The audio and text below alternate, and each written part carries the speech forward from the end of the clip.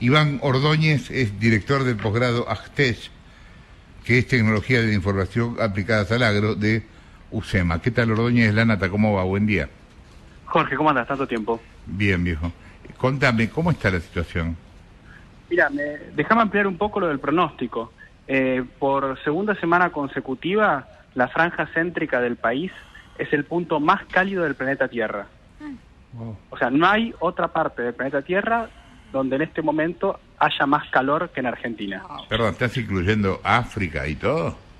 Todo. Estoy incluyendo el planeta Tierra. Lo estoy siguiendo todos los días a las 3 de la tarde, hora local. Impresionante. Somos el punto más cálido del planeta Tierra.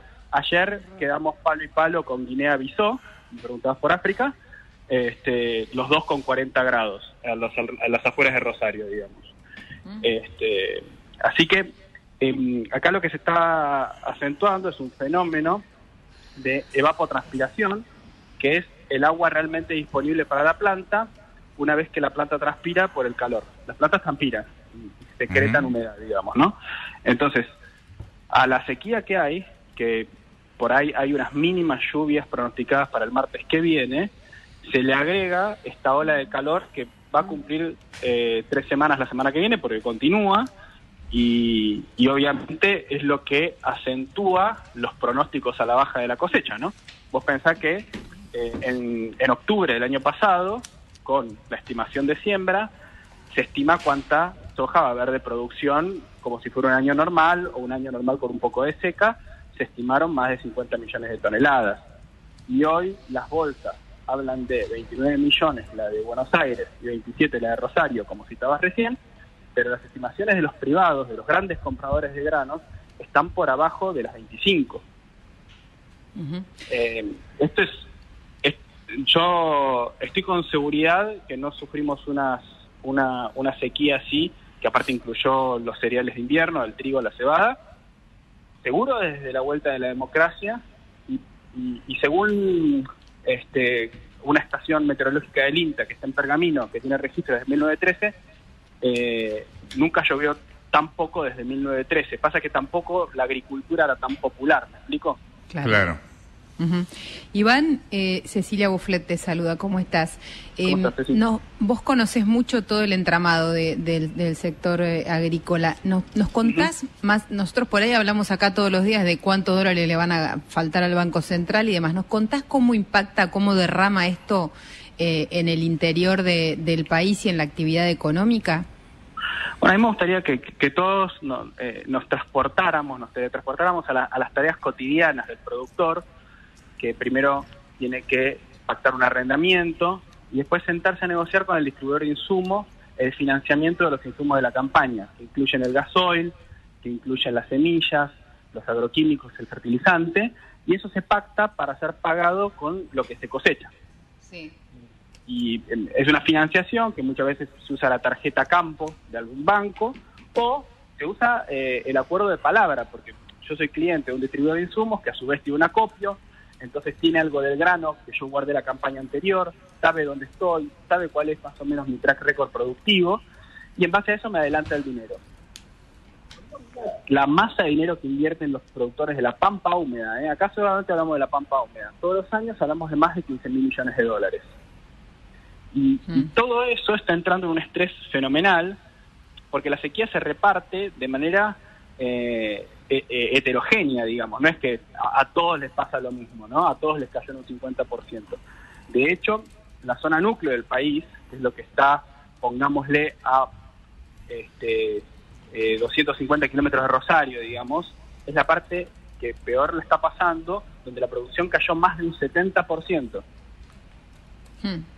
Si la producción cayó más de un 70%, hay muchísimos lotes en los cuales no se va a poder cosechar nada. Ayer un funcionario del Ministerio de Agroindustria dijo una de las burradas más grandes que escuché desde que empezó la sequía, que es que no importan las retenciones porque como no hay nada para cosechar no se van a cobrar. Una locura, una locura. ¿Por qué? Porque si uno disminuye las retenciones, el productor que no cosecharía un lote porque el rendimiento no paga el costo de la cosecha, lo va a cosechar porque con ese mismo rendimiento a un precio 30% superior se puede pagar la cosecha. Con lo cual lo que dijo este funcionario Solmi es un delirio y encima en este contexto es una provocación. Hay innumerable cantidad de productores que lo están perdiendo todo, digamos, ¿no? Iván, porque pero lo que vos pronosticás... Están endeudados hasta la manija. Claro, pero lo que vos pronosticás con esta situación es un quebranto fuerte me imagino que de productores, pero también de toda la cadena comercial atrás, de concesionarios de vehículos, de concesionarios de maquinaria, de estrés para estacioneros que venden gasoil mayorista. Mira, acá la cosa se pone un poquito más compleja. ¿Por qué? Porque el grueso del financiamiento de la campaña es propio, ¿no? Y si hablamos del sistema, es casi total interno del sistema. Los bancos participan relativamente poco de ese financiamiento, deben tener alrededor del 25% del financiamiento. Una parte muy importante de ese financiamiento son las fabricantes de insumos y los traders, ¿ok? Entonces, lo que pasa típicamente en estos eventos de distrés es que se terminan renegociando, no hay muchos defaults, salvo cuando un productor desaparece, y van a desaparecer varios esta vez, ¿ok? Entonces, ¿qué pasa? Se levanta el tubo y se le pide a Casa Matriz paciencia o que envíe fondos. Se financia la nueva campaña y con eso se van repagando. Ahora, la magnitud de esto trasciende los eventos normales de distrés. ¿Me explico?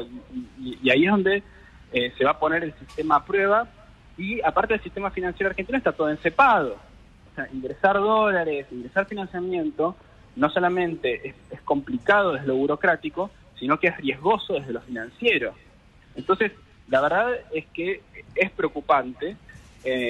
Los dueños de los campos obviamente van a ver dos cosas. Primero, que van a tener que ralentizar el cobro de los alquileres, y muy probablemente la campaña que viene se siembre con precios de alquileres más bajos, porque va a haber menos apetito a sembrar, digamos, y eventualmente lo que puede llegar a pasar es que la campaña que viene disminuya el área sembrada, porque se destruyó valor acá. O sea, se invirtieron 15.000 millones de dólares y se evaporaron más de 7.000 millones. Ya está, no existen más. Te los gastaste en semilla, en gasoil, etcétera, etcétera. Pensabas que lo ibas a recuperar cuando cosecharas el grano no existe más, se evaporó la plata. Jessica. No hay nada más allá de decirlo, ¿no? Sí. ¿Qué tal, Iván? Jessica, vos y soy. ¿Con qué otro momento, a qué otro momento de la historia de Argentina te hace acordar esto? Porque la verdad es que cuando uno recorre, las últimas semanas estuve por La Pampa, por la provincia de Buenos Aires, todo el oeste, también pasé por el centro, y daban ganas de llorar ver el girasol como estaba, el maíz, que la pregunta que surgía es, ¿van a levantar esto? ¿No lo van a dejar ahí? Porque la verdad es que el rinde, y en zonas de Santa Fe donde había campos buenísimos que tenían un rinde de 40 quintales por hectárea, hoy festejan si tiene 20 y pico, 30. O sea, ¿eso es comparable con otros momentos? No tengo ninguna duda de lo que te voy a decir. El productor agrícola argentino es, sin duda alguna, uno de los, o el mejor productor agrícola del mundo. La situación actual, el contexto actual es muy similar, en realidad es peor a la campaña 08, que es la última gran sequía que se recuerde, de 2008, ¿no? La diferencia... ¿2008 o 2018? 2008. 2008 fue mucho peor que 2018. 2018 fue malísima, fue la segunda peor desde la vuelta de la democracia. La primera fue 08 y esta va a desbancar a esas dos, digamos, ¿no? Esta es realmente la peor desde la vuelta de la democracia y, como te decía, probablemente desde 1913. Ahora, ¿qué es lo que hicieron los productores agrícolas argentinos? Fueron trasladando la fecha de siembra cada vez más tardía, apostando a que iban a tener agua. En las etapas de crecimiento iniciales, digamos, ¿no? El problema es que esta ola de calor, que va a durar 3 semanas, no estaba en los planes, o no estaba en el pronóstico de nadie, digamos, y les arruinó la apuesta, digamos, ¿no? Claro. Entonces, lo que estamos viendo es muy dramático. Marina. Iván, Marina Calabro te saluda, ¿cómo estás? Bueno, recién describías el impacto de la sequía de primer orden, digamos, en términos de facturación y también de recaudación, y te preguntaba, Ceci, por el impacto de segundo orden en la cadena productiva. Te extiendo un poquitito la pregunta y voy específicamente a los consumidores y a los precios en el mercado local. Específicamente estoy pensando en alimentos, en lácteos, en productos derivados del trigo y el maíz. Si esto lo vamos a ver también en góndola, el impacto de esta sequía. Mira, por ahora, usted tiene que pensar que vivimos en una economía tremendamente regulada y encepada. Guado de Pedro grabó un video en Expoagro diciendo que él ama el campo, que con el campo salimos, que no sé qué. Al mismo tiempo que él estaba grabando ese video, se prohibía la exportación de maíz en Argentina. Literalmente al mismo tiempo. Entonces, cuando vos perdés cantidad, tenés que recuperar por precio. Si te prohíben la exportación, no tenés precio. Entonces, a esas palabras se las lleva el viento.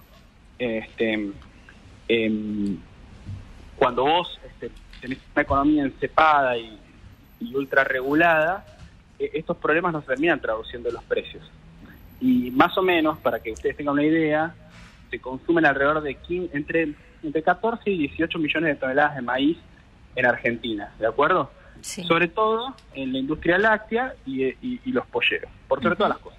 Marginalmente en la terminación del ganado de la hacienda, digamos, y en el cerdo. Todavía queda bastante para que maíz a cosechar, para que esa cantidad de entre 14 y 17 millones de toneladas sufra un problema.